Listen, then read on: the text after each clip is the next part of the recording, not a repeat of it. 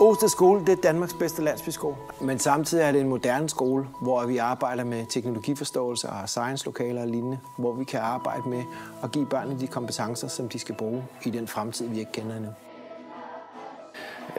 Det her med fællesskaber, som vi prøver at skabe meget af, det er jo via traditioner.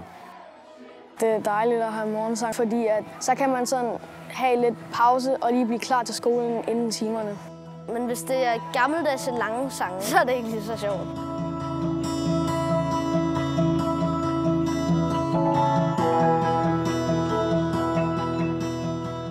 Det er en skole, hvor alle børn skal lære noget, de skal kunne samarbejde, og de skal have tryghed til at sige, hvad de mener. Vi er meget fokuseret på sådan timerne er gode og stille, og at man altid har nogle venner, sådan fællesskaber.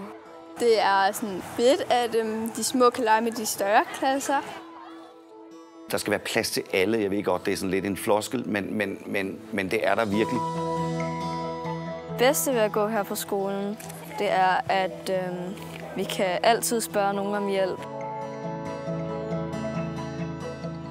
Vi vil gerne arbejde med deres faglighed, men vi vil også arbejde med deres sociale kompetencer. Hvis de ikke er trygge, så kan de ikke trives, og så kan de ikke lære noget.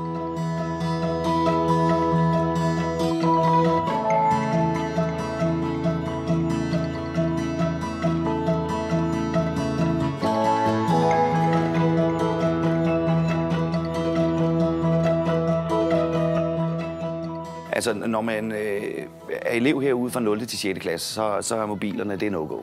Jeg synes, det er fint, at de bruger tid på noget andet. Det er dejligt, at vi har en mobilfri skole, fordi så kan vi fokusere mere i timerne.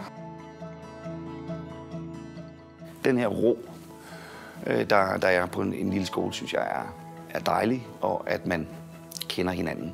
Der er også en vis tryghed i det, både for børnene, men egentlig også for os.